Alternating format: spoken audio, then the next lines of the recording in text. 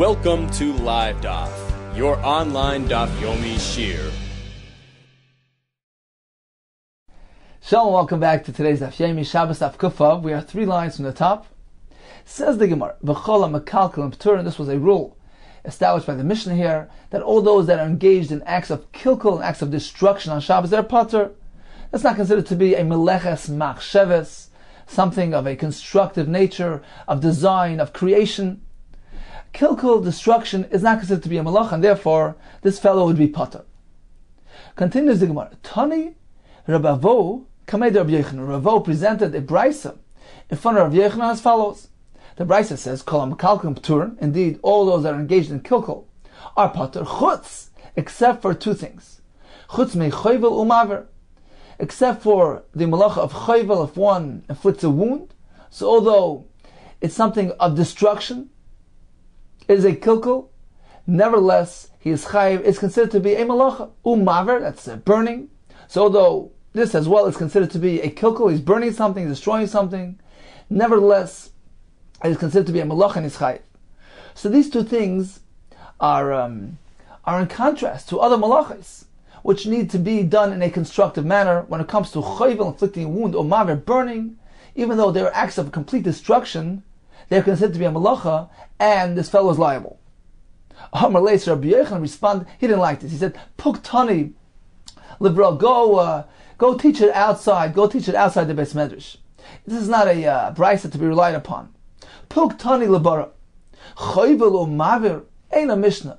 This brisa that you've presented to me regarding chovel or maver, that even if it's done derech kilkul, the one is chayiv, ain't a mishnah. It's not a mishnah. Not something to be relied upon. Because even when it comes to chovel or maver, it needs to be done in a manner of tikkun and constructive manner, and only then is it regarded as a malacha. Therefore, this brisa that you presented ain't a mishnah. Himtim tzaleim a mishnah. Now, if you suggest that is indeed something to be relied upon, this brisa is reliable, then we must reinterpret the brisa. The brisa doesn't mean that he did the chovel and the maver in a manner which was absolutely destructive. Rather, chovel b'tzarech l'kalvoi was speaking about that he inflicted the wound because he needed the blood for his dog. So even though it's an act of destruction, he's inflicting a wound, but since there's some sort of side benefit being derived, tzarech l'kalba, he needs the blood for his dog, therefore it takes on a positive nature. It's considered to be an act of a constructive nature, and therefore he's chayiv.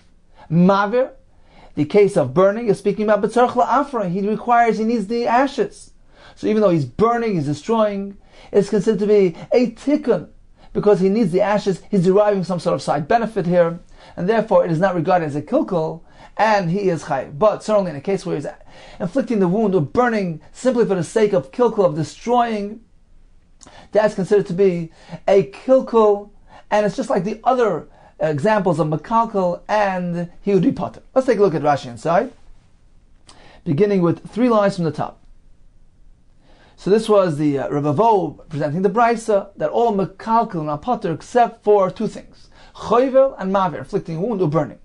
Says Rashi, chutz mi chovel ba'adam, inflicting a wound on a person, the mekalkel, although he's destroying, v'chayav. Nevertheless, we see that it's chayav. How do we know this? We learned in the Mishnah. HaChovel b'chaver b'Shabbos patur. If one inflicts a wound on his friend on Shabbos, he's patur. He's patur from paying the monetary compensation. Why? Patur l'shalom mipnei shenidai b'nafshay, because he is liable for capital punishment, and the halacha is on one is mechuyev misa. He is patur from paying. So apparently, even though he did chavala, inflicting a wound, which is an act of kilkul, this results in a chiv misa. The second thing was maver. Maver is hagadish. For instance, he burns up the gadish, the stack of grain, mekalkelu v'chayev. Because it's not as good in Mishnah. V'hu shehidlik is hagadish patur. If a person burns up the gadish on Shabbos, he's patur min tashlum. He doesn't have to pay. Neither benafshay. Once again, he's chayiv misa, and therefore that exempts him from paying. So apparently, these 2 acts of chovel and maver result in a chiv misa, even though they are kilkul. So this was Ravo's brisa. Rabbi Yochanan challenged. He says, no, ain't a mishnah. It's not something to be relied upon. the mekakelu potter, because if he is destroying, he is potter. Why then, in the case of chayvel or mavir, will he be chayiv? In the case where he was makalkel, why will he be chayiv? Says Rabbi Yechon, apparently this brisa, which tells us that chayvel or mavir is chayiv even though it is a kilkel, because there's some side benefit being derived. For instance, says Rashi, but tzarich ladam hayetum nechavala lekalboy. We're speaking about he inflicted a wound because he needed the dam to from coming from the wound to feed his dog. V'im mekalkelu etzel nechbal. Now, although he's inflicting a wound, he's being mekalkel by the fellow who's receiving the wound. Despite that, the fact that there's a kilkel going on, etzel nechbal, mesaken etzel kelev, it's considered to be a tikkun with regard to the kelev. So although the nature of this act is an act of destruction of kilkel, but since it results in some sort of a secondary residual side benefit here, it's considered to be an act of tikkun, and therefore he is chayiv. Okay, so to summarize, we have Rabbi Vo who presented a brisa, which according to Rabbi Vo's interpretation was teaching us a chiddush that chayvel and maver, in contrast to other malachis, which require to be done in a constructive manner, these two are different. These two are considered to be a malacha even though they are completely of destructive nature. Was Rav Yochanan respond by saying, no, the brisa didn't mean that. The brisa meant that although they are kilkel, but we're speaking of a case where there was some sort of benefit being derived as well, and therefore, since it has that positive element to it, he is chayiv. But if it's something which is absolutely destructive, completely kilkel, even when it comes to chayvel and mavi, he'll be potter, just like all other malachis. Continues the Gemara. This is a kasha on Rabbi Vo, who said that chayvel and mavi are different, and even if they're done there kilkel, he is chayiv. Well, we have kasha va'anan nan, but haven't we learned in our Mishnah, kol mekalkel and peturin, all those engaged in acts of destruction are potter. So apparently even chayvel and maver are included in that rule. The Mishnah doesn't differentiate. So there's a kasha on Rabbi Vo and the brisa presented by Rabbi Vo. We have a contradiction between the Mishnah, which includes chayvel and maver with all other malachis, and Rabbi Vo's presentation of the brisa, which seems to say otherwise. Says the Gemara, the Mishnah and the brisa are reflecting two different shittas. Masnisin Rabbi Yehuda, the Mishnah which tells us that all those engaged in kilkel, even chayvel and maver, are potter, is in accordance with the Shita of Yehuda. Brisa, Reb Shimon, the Brisa presented by Rabbi Vo, which told us that a chayvel and maver is chayiv, although he is being mekachel, is representing the Shita of Reb Shimon. Now, why? How do these things correlate with the opinions of Rabbi Yehuda and Reb Shimon? So Rashi begins by saying, "Well, it's not clear." It wasn't really explained where the connection is. But then Rashi proceeds, V'li nira, and he gives a very deep explanation to indeed present this correlation, this connection between Yehuda and Reb Shimon and the matter at hand. He explains as follows. The connection here is based on the machlekes we discussed in Kuf Hey with regard to a case of malacha she'eina tzrich lagufa. If one is engaged in doing a malacha, which is not needed for its own defined purpose. For instance, he is carrying out a mace from the home simply to get rid of, to free himself of the tumah. So he's transporting, he's doing the malacha b'eitzah, but not for its own sake, not because he needs the item outside, but because he needs the home free of tumah. That's a malacha she'eina tzricha l'gufa. It's not needed for its own defined sake and purpose. According to Rabbi Yehuda, he's chayev, because although he's not doing the malacha for its own sake, nevertheless, since he's deriving benefit and a non-pleasure, even though it's resulting from the malacha, it's a side benefit. It's not what this malacha is meant to do. Nevertheless, according to Rabbi Yehuda, that's considered to be a malacha. According to Rabbi Yehuda, we reckon with even the side benefit that is resulting from the malacha. Therefore, explains Rashi, when it comes to chayvel and mavir, according to Rabbi Yehuda, it needs to have an element of tikkun, a constructive element. For instance, if he will take do the chavala for the sake of extracting the blood for his kelev, that's considered to be an act of tikkun, because although the ma'isa itself is inherently destructive, the act of wounding is an act of destruction. Nevertheless, since it results in some sort of benefit, so that he has the blood for his kelef, we regard this as a malach of tikkun. Likewise, when it comes to the maver, the burning, even though it's inherently an act of destruction, since he needs the ashes, it takes on a new form. This act is considered to be an act of tikkun. And therefore, according to Yehuda, chayvel and maver are no different than other malachos. There's no reason to differentiate. All malachos have the same criterion. They need to be done in a manner of tikkun. They need to have a constructive nature. Chayvel and maver as well. They need to be done in a manner which a person will derive benefit from it. He needs the blood from the wound. He needs the ash from the fire.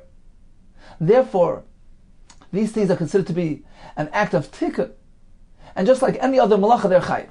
So the Mishnah, which categorizes chayvel and maver together with everybody else, is Rabbi Yehuda, who maintains that chayvel and maver are only chayiv if they result in some sort of benefit coming from it. And therefore, they take on a form of a constructive act. As opposed to Reb Shimon, who holds that a malacha she'ena tzrich l'gufa is pater. If one does a malacha not for its defined purpose, it carries out the mace because he needs the home free of tumah, he's pater, because although there's a benefit resulting, we don't reckon with that. It's a side benefit. It's not the primary act that he's doing. He doesn't need the transporting of the mace, the actual mace in the Rishus Ram. He doesn't need that. So we don't reckon with the benefit that is resulting, extraneous benefit that is resulting from the malacha. Explains Rashi. So according to Reb Shimon, there is no situation of chayvel and maver that can be considered tikkun. He inflicts the wound to get the blood. That's not reckoned with. The inherent maisa, the action here of inflicting the wound is inherently of the destructive nature. We don't reckon with the side benefit that is resulting. Likewise, when it comes to burning, Rashi says even if he takes a piece of wood as fuel to cook up the food in the pot, it's an act of destruction according to Reb Shimon. We don't reckon with the benefit that's resulting, because according to Reb Shimon, we focus on the inherence of the act itself. So therefore, says Rashi, there's no situation where chayvel and maver can be considered positive acts of constructive acts. So apparently, when there's a isser of chayvel and maver on Shabbos, it is even when they are completely acts of destruction. So Rashi explains this is the basis for the Gemara connecting these two opinions with Rabbi Yehuda and Rabbi Shimon. Once again, Rabbi Yehuda will hold that chayvel and maver also fall into the category of the other malachos, and they need to be done specifically with an element of positivity. It has to be of a constructive nature. For instance, he needs the blood for his dog, he needs the ashes for some reason, and therefore he's chayiv. Because according to Rabbi Yehuda, when he derives some sort of even side benefit, that accords, that grants this act, this maisa, a status of a mesaken. Whereas according to Rabbi Shimon, side benefit is not reckoned with. And therefore, apparently, chayvel and maver will be chayiv, will be considered malacha, even though there will be completely and comprehensively acts of destruction and of kilkel. So the Mishnah, Rabbi Yehuda and the Braisa, which according to Ravo, told us that when it comes to chayvel and maver, he is chayiv, even though it is an act of kilkel, is following the shita of Reb Shimon, who holds that chayvel and maver are different than other malachos, and even when they are done, they are kilkel, he is chayiv. So we presented the background here, but what is the source of Reb Shimon? How does he know? How does he know this halacha that chayvel and maver will be considered malacha even though they're acts of destruction? Let's see the Gemara. My time with Reb Shimon. So what is the reason? What is the source of Reb Shimon? Says the Gemara, we have a source. From the fact that the pasuk needed to allow a bris milah to take place on Shabbos. Rashi brings the pasuk of Bayayim Hashmini. The word of Bayayim seems to be extra. Bayayim Yisera, the Gemara says it's superfluous. Why does the pasuk need to say Ubayayim Hashmini? It simply could have said Ubashmini. So the word of Bayayim is extra to teach us that even on Shabbos one can do milah. Now why did the Torah need to give us that allowance? He's merely engaged in an act of destruction. He's inflicting a wound. The fact that the Torah need to allow milah on Shabbos, we infer from here an ordinary wound that is inflicted on Shabbos is considered to be a malacha and is chayiv. Ha-choyvel ba'alma chayiv. Apparently one who does chavala, he is choyvel. Not in the context of bris milah, he is chayiv. So this is the source that when it comes to the malacha of choyvel, he is chayiv even though it's an act of destruction. What about burning? What about mavir? We have another right. The fact that the Torah prohibits burning by the bas kohen, the daughter of a kohen and married the daughter of a kohen who committed znus, and she gets sreifa. Sreifa is done by taking a piece of lead and lighting it and feeding it to her. So the Torah tells us one cannot do that on Shabbos. Bezdin cannot apply this einish on Shabbos. The fact that the Torah need to do that, apparently lighting a fire, burning something on Shabbos, even though it's an act of destruction, is considered to be a malacha. Shma mina mavir ba'al machayev. Apparently an ordinary burning is chayev because it's considered to be a malacha, despite the fact that it is a mekalkel. So we have a source for chayvel, we have a source from mavir, chayvel is from milah, and mavir is from the burning of the bas kohen. Continues the Gemara. How does Rabbi Yehuda respond to this? Rabbi Yehuda maintains that even chayvel and mavir needs to be done in a manner of tikkun. But if it's done in a manner which is destructive, in a matter of kilkel, even chayvel and mavir will be pater. Says the Rabbi Yehuda responds by saying, you can't bring a raya from bris milah and from the sreifa of the bas kohen. Why? Hasam misakenu. In those cases, he's engaged in an act of tikkun. It's a constructive act. Why? Because Rav Ashi. Mali l'saken milah. What difference does it make if he's being masaken the milah? Meaning, the bris milah is actually an act of tikkun. It's a constructive act. He's fixing the child. So it's not considered to be an act of kilkul. Mali l'saken kli.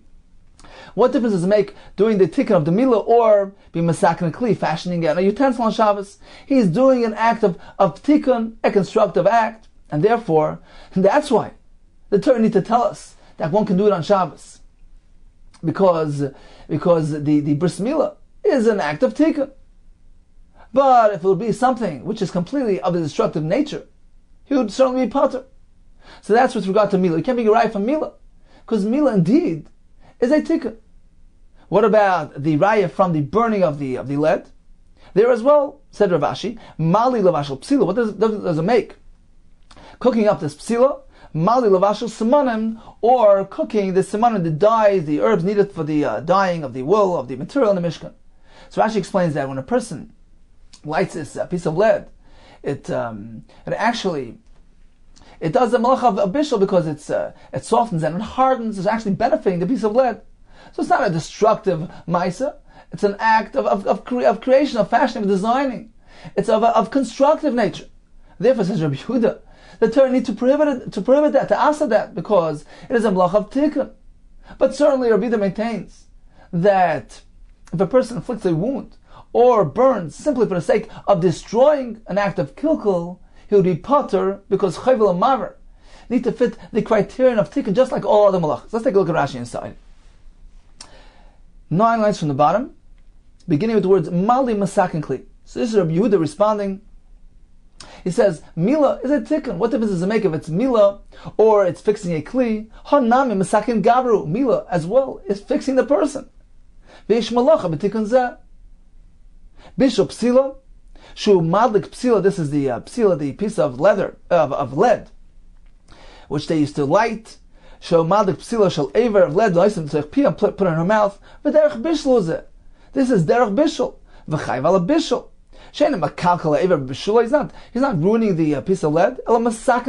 He's hardening it, and therefore, certainly it's an act of tikkun, and it's considered to be a melacha on Shabbos. So they used to cook the herbs for the melacha mishkan.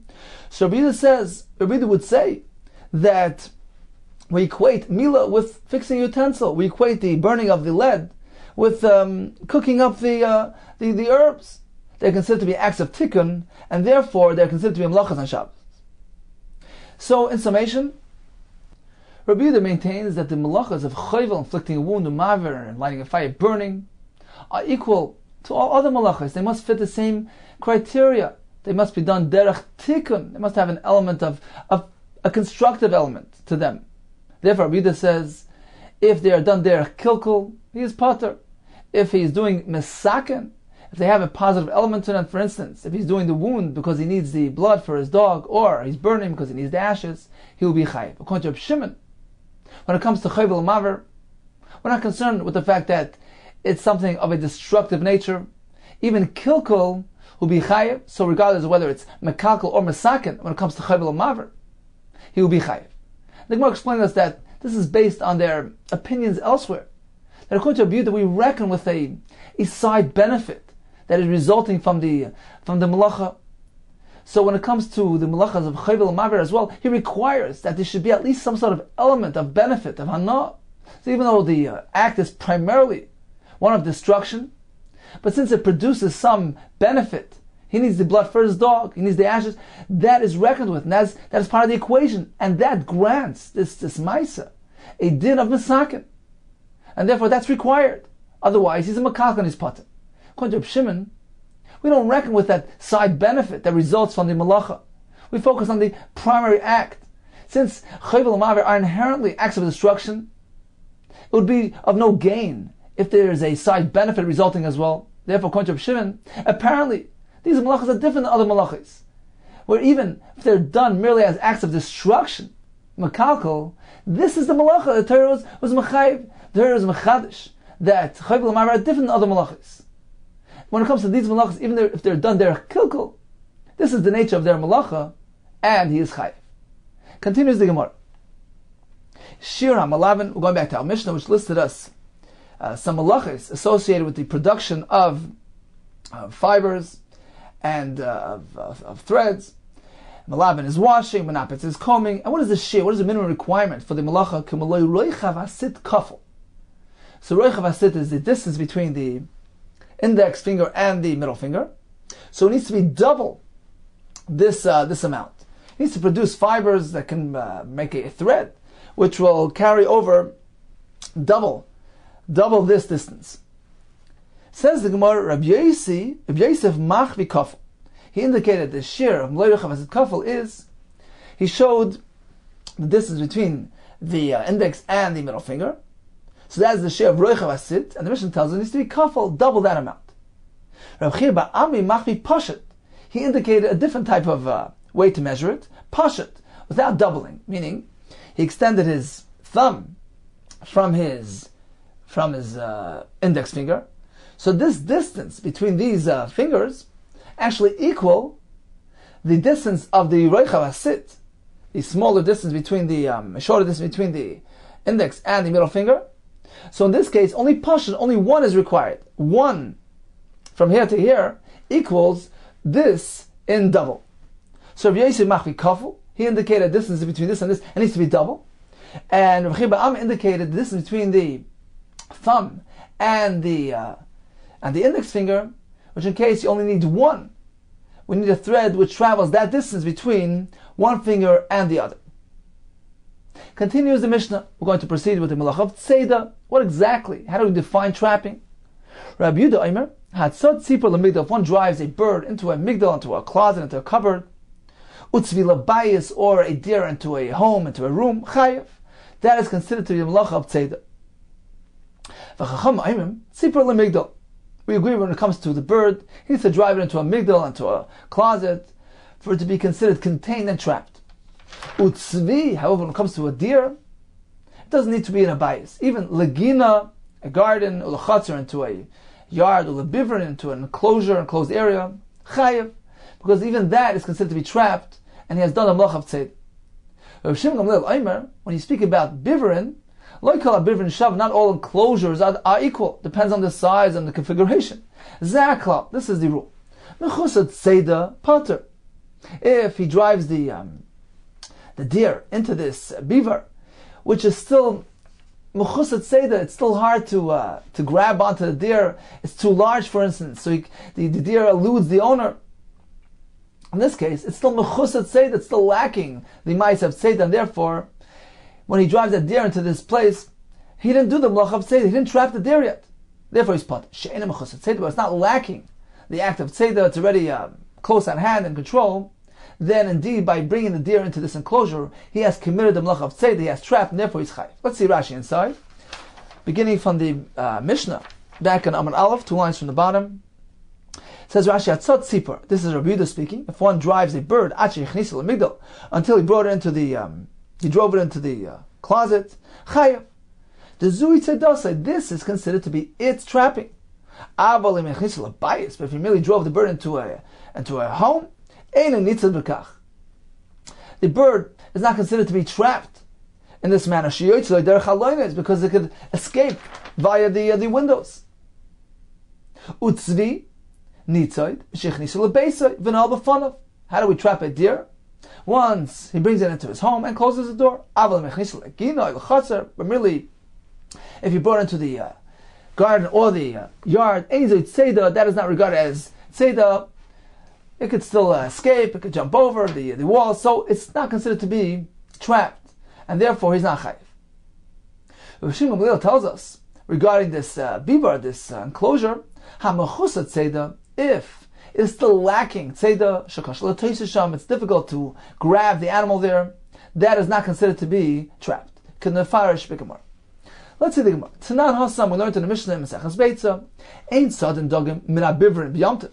One may not trap fish out of the fish pond, because although the malacha is associated with oichel nefesh, preparation of food on mutar yomtiv, but seidah is not included in that heter, so you cannot trap it. And he cannot feed them, as Rashi says, because they're muktzah, so he can't be teireach, he can't trouble himself with them. Avol sudden chayav oif. And the Zgir said as it towards mina bivrin, but he may trap a chaya or a oif, foul bird, from this enclosure, because they are considered to be trapped. Once they're in there, they're already trapped. So you can merely take them out of this enclosure. He's not doing a malach of tzeidah, it's already trapped beforehand. And therefore, he can also feed them, he can place food before them. They're not muktzah. So we see from this Mishnah that a chaya or a oif that are present in a bivar, this enclosure, are considered to be trapped. Continues the Gemara. V'raminu, we have a kasha from a brisa, which tells us otherwise. Bivrin shel chayis shel oif shel dogim. These enclosures of the chayis, the oifs, and the dogim ain't sudden and beyontiv. One may not trap from them on yomtiv. Apparently, this brisa holds that even a chay and a oif that are present in this bivar are not considered to be trapped. Therefore, he cannot take them from this place because he's trapping. Likewise, he cannot place food before them because they're muktzah. Says Zimar, we have a double contradiction. Kasha, chaya, chaya. We have a kasha from the chaya in the brisa here, which tells us that the chaya present in this bivar is not considered to be trapped, whereas in the Mishnah that we just quoted, the Mishnah Beitza, we have that the chaya, which is in the beaver, is considered to be trapped. That's one kasha. Kasha chaya chaya. Kasha oifos oifos. Likewise, we have a contradiction between oifos and oifos. The Mishnah Beitza tells us that the oifos present in this enclosure are considered to be trapped, whereas the brisa tells us that it's not trapped. It says Bishloim chaya chaya kasha. So certainly we can go ahead and answer the contradiction between one chai and the other and say as follows. The Mishnah reflects the shita of the Rabbanan. The Rabbanan mentioned in our Mishnah in Shabbos, who maintain that a chaya present in an enclosure, for instance a beaver, is considered to be trapped. We see that the Rabbanan told us if one drives a deer into a beaver, he's chayav. Apparently the deer in this enclosure is considered to be trapped. Therefore the Mishnah in Beitza tells us that on Yom Tov, one may go ahead and take the deer, the chaya, out of the beaver because it was already trapped beforehand. So the Mishnah represents Shitas Rabbanan. The Brisa, which tells us that a chaya in a beaver is not considered to be nitzai, trapped, that is reflecting the Shita of Yehuda, who maintains that when it comes to an animal, he needs to bring it to the bias to do tzeidah. But merely in a beaver, it's not considered to be trapped. Therefore, the Brisa tells us a chaya which is present in this enclosure is untrapped, is muktzah. He cannot remove it because by removing it, he's doing tzeidah. So we have a an answer. We resolve the seeming contradiction between the halachas of chaya. Oifos kasha. However, when it comes to the contradiction regarding oifos, foul birds, we have a kasha. Why? Because we learned in our Mishnah that even according to the Shittas Chacham, all agreed, Rabbi Yehuda and Chacham both agreed that when it comes to a bird, it is only considered to be trapped when it's in a migdal, when it's in this closet, which is a very closed and restricted area. So how come the Mishnah in Beitza tells us that a bird, a fowl, which is found in even in an open area, a beaver, which is not a migdal, is considered to be trapped? So we can't find a way out of this stira. We have a stira between the Mishnah and Beitza, which tells us that a bird in a beaver is considered to be trapped. We have a brayso which tells us that's not trapped. We have a stira, and we can't say that it's depending on the machlekes, on the shitas of Rabbi Yehuda Rabbanan, because we all agree that when it comes to a bird, it needs to be specifically in a migdal. A beaver is not sufficient. Says the Gemara, v'chitema. Perhaps you'll say, oifos not malakash, that the contradiction between oifos is not difficult. Why? It depends on what type of enclosure. Bebiva mekura. The Mishnah in Beitza, which tells us that a bird found in a beaver is speaking about a covered beaver, a roof beaver, and therefore is considered to be properly enclosed and it's considered to be trapped. The brayso, which tells us that found in a beaver is not considered to be trapped. Beaver she'ena mekura. We're speaking about a beaver in a beaver which is not roofed, which is not covered, and therefore, since it can just fly away, it's not considered to be nitzoid, it's not considered to be trapped. So that could be a teretz, an answer to the stira between the Mishnah and the brayso regarding oifos. Says the Gemara, but how could you say that? V'habayis the mekuru, but a home, a room which is fully covered and roofed. Ubein Rabbi Yehuda, ubein Rabban, according to Rabbi Yehuda and the Rabbanan, it's not considered to be trapped. The bird found in a roofed room is not considered to be trapped. Both shitas all agree that sipor lemigdal in labayis loy. When one traps a bird, if he drives it into the migdal, into the closet, a small enclosed area, that is considered to be trapping. But a bayis, a house, a room, even if it's covered, all agree there's no tzeidah taking place. So how can you say? How can you attempt to reconcile this difference between the Mishnah and Beitza and the Braysa by saying that, well, depends what type of enclosure he's driving the bird into. If it's an open area, unroofed, then it's not considered to be trapped. But if the bird is found in an area which is roofed, which is mekura, a beaver mekura, it's considered to be trapped. And now Mishnah, we have clear statements in the name of Rida and the Rabbanan that a bird needs specifically to be driven into a closet, otherwise it's not trapped. Says the Gemara, Omar Rabba Barafuna, Hacha. You know what our Mishnah is speaking about? Our Mishnah, which insists on the bird being driven into a migdal, we're speaking about Betzipa Droyer Askina. We're speaking about this bird which runs freely, it lives freely, it's elusive. Some say it's a specific type of bird, a songbird. Some say it's any type of bird which has this nature. It's difficult to catch it. It doesn't accept mastery on itself. So this bird needs to be driven specifically into a migdal for tzeidah, for trapping to take place.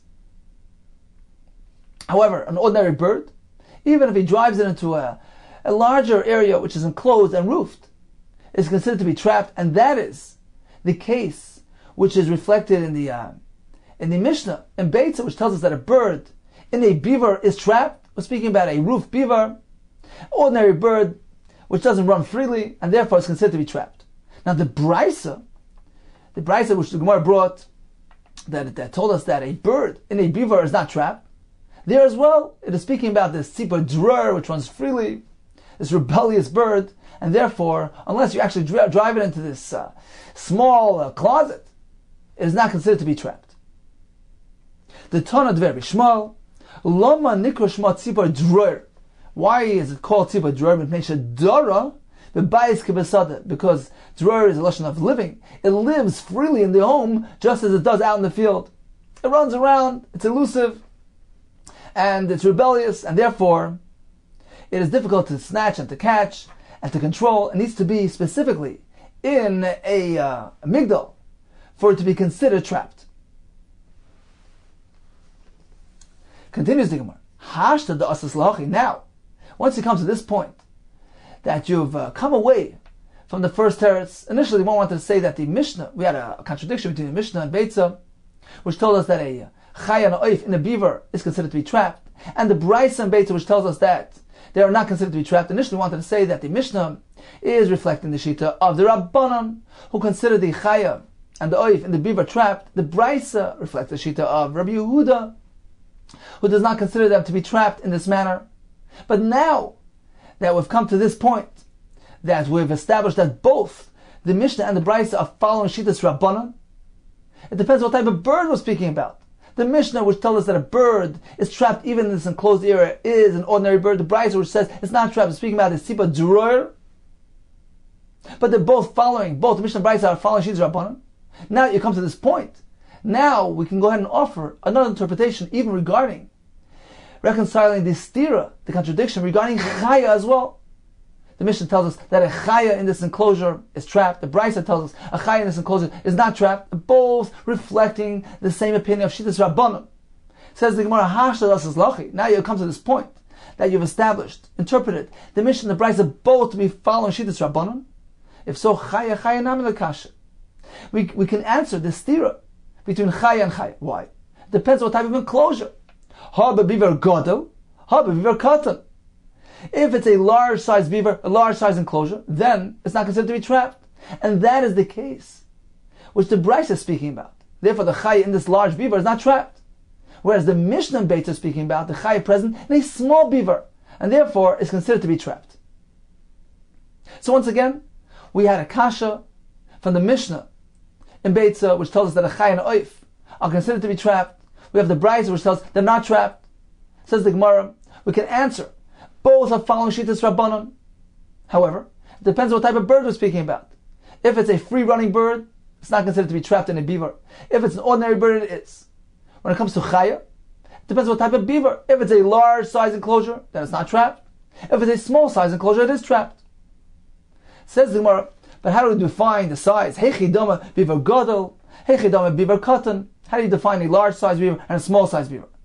What is the formula? Amar Vashi, kolecha deroid basrei. Whenever he runs after to catch him, umatila b'chatshicha, and he reaches the animal in one lunge, beaver katan. That is regarded as a small beaver. It's small enough that he could catch it with one lunge. Therefore, the chaya present in there is considered to be trapped. V'idach, but if it's larger than that, beaver gadol, that is regarded as a large size beaver. Inami, alternatively, kolecha de nafel, tula, diksol ma'adadi.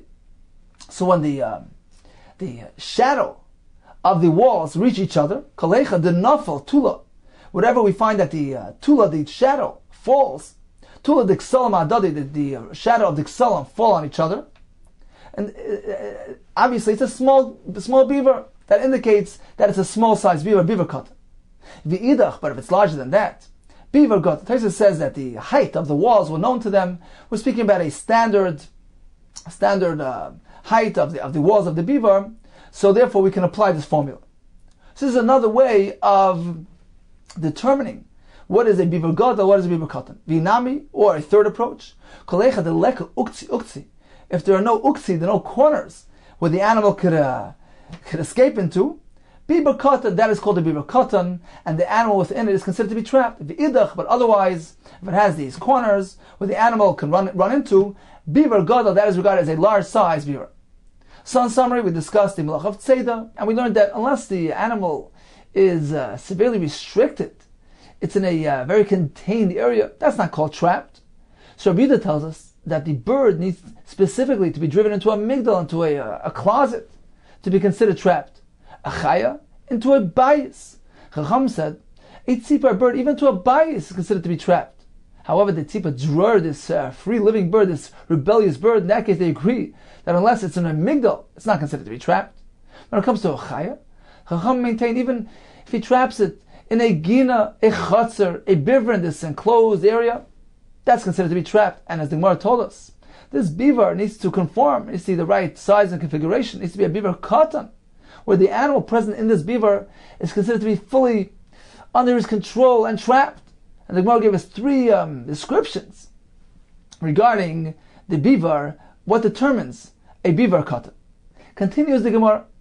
Rav Shimon Gamliel, so Rav Shimon Gamliel in the Mishnah as well concludes by saying that we must first determine the size and configuration of this enclosure to be able to determine whether the animal found within it is considered to be trapped. Amar Rav Yosef, Amar Rav Yehuda, Amar Shmuel, halacha. Rav Shimon Gamliel, indeed, the halacha follows this opinion that the beaver must fit certain criteria. It has to have certain specifications. So the animal found within it is considered to be trapped and under his control. Amali Abai. So you say halacha. Rav Shimon Gamliel, halacha mechal de pligi. Do you mean to say that there's somebody there that's disagreeing, there's an opposing view? But haven't we just concluded that all agree to this concept, that the beaver must fit certain criteria to be considered a properly enclosed area? So why do you say halacha, which indicates that there's an opposing view? Amalei, so Yosef responded, "My nafka lachmina. What difference does it make to you?" Meaning, the bottom line is, ultimately, the halacha follows this opinion. All agree that needs to be a beaver katan. So that's why I said halacha. Kavshim Gamliel. Amalei Sabai responded, Gemara, Zemar Tatei. It's like one tells his friend, Gemara, learn the Gemara. Zemar Tatei, let it be just like a song. Meaningless. Just sing it like a song. Sabai is responding, he's saying, the words must have meaning. When you say halacha, Kavshim Gamliel, it indicates that there's somebody that opposes the view of Rav Gamliel. And if that's not the case, then the word halacha is superfluous, is meaningless. And therefore, I questioned your wording. Continues the Gemara. Tana Rabbanan, Hatzad Tzvi Suma V'Yashin. If one traps a blind deer, V'Yashin, or a sleeping deer, Chayev. So even though he seems to be Yashin, he's sleeping, he's immobilized, or he's blind, it's difficult for him to get around. Nevertheless, if one traps even this type of deer, he has done the malach of tzedek. What about chiger, a lame deer, v'zakin, old, v'chayla, sick, potter, because they're considered to be already in a state of being trapped, and therefore trapping them is not a malach. Amali Abai Rav Yosef, ma'ishnahani or ma'ishnahani. What difference? What's the difference between the summa and the yashin and the other ones? Says the Gemara, hani avidu l'rbuy. The blind and the sleeping deer, even though presently they look like they're inactive, the blind one, it's hard for him to get around. Nevertheless, when you go ahead and you get close to him and you try to catch him, they're prone to get away.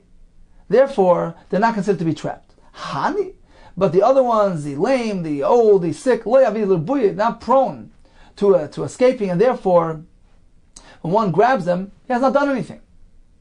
But haven't we learned in the Brayso? If one traps a sick deer, he's chayiv. Apparently, it's not considered to be trapped.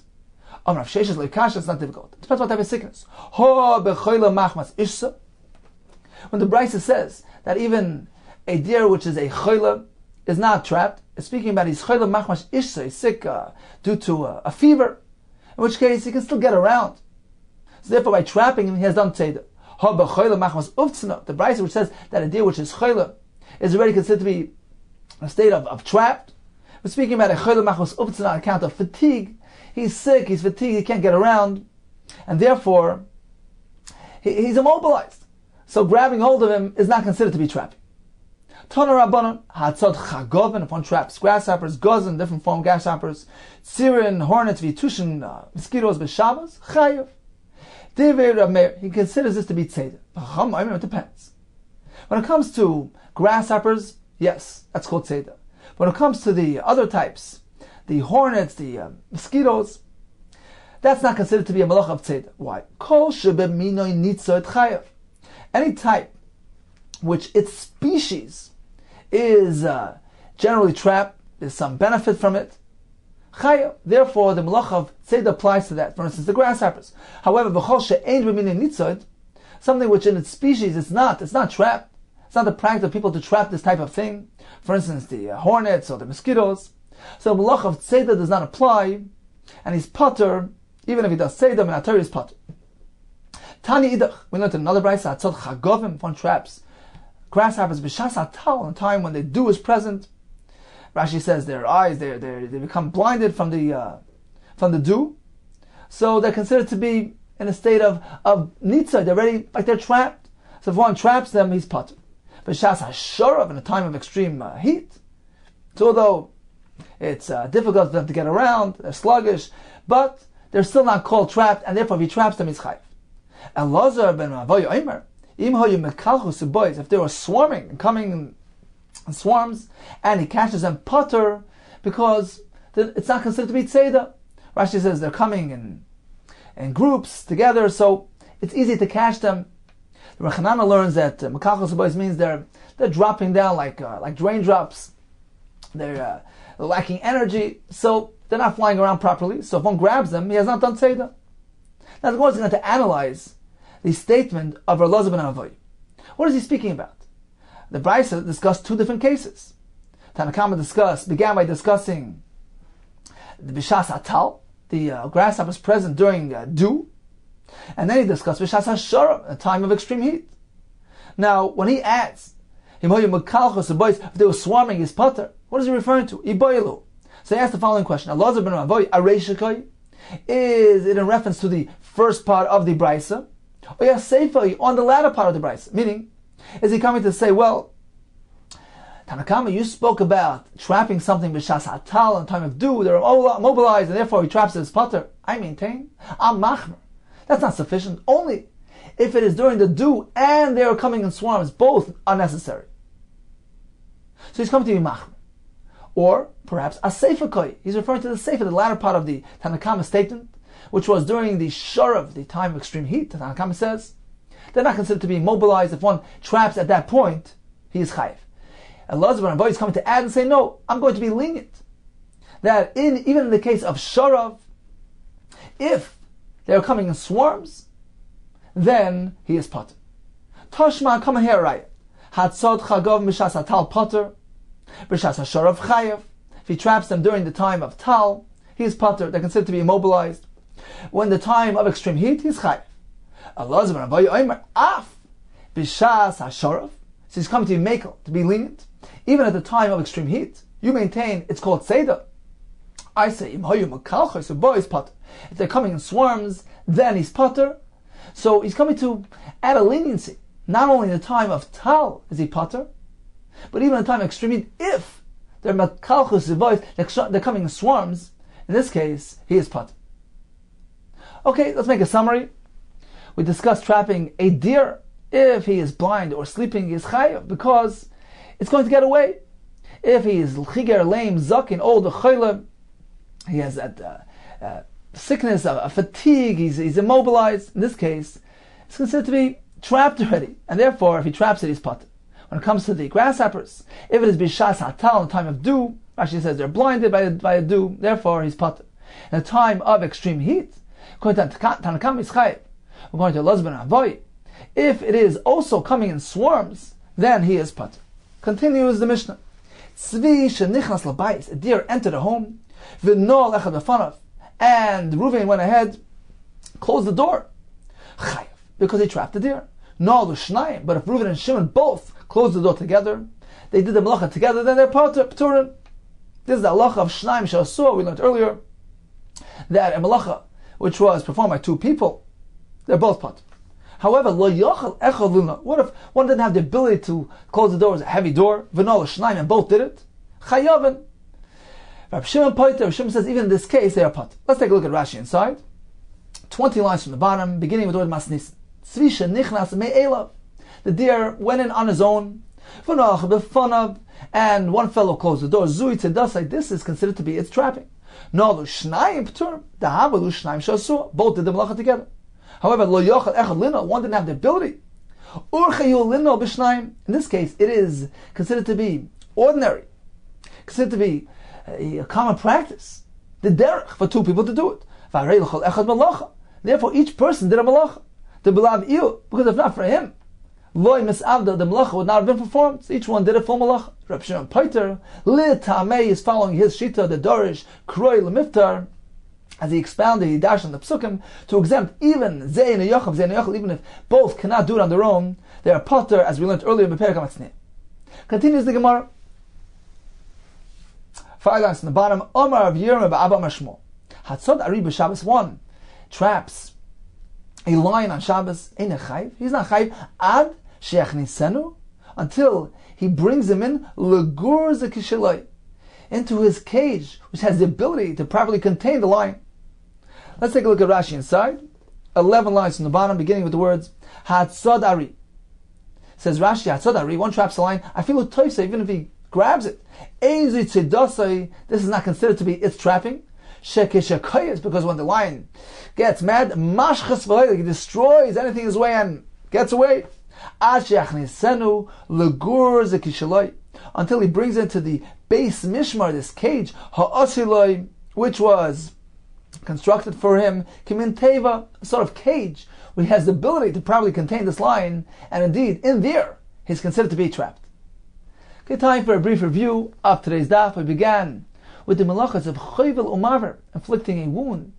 Maver is burning, lighting a fire. The Gemara told us, according to Rabbi Yehuda, if he's being mekalkel, he's destroying, then it's pater. It's like all the other malachas. Mekalkel is not a malacha, which is chayiv.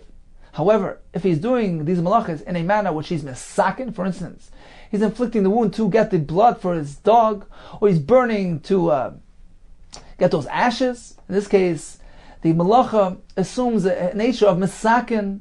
It's considered to be something of a constructive nature, and he's chayiv. According to Reb Shimon, whether he's mekalkel or mesakin, in either case, he is chayiv because chovel maver is chayiv even if it's done derech kilkel, unlike the other malachas.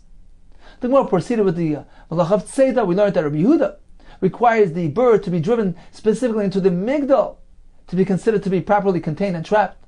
An animal into a bayis. Chacham maintain a bird even to a bayis is considered to be trapped.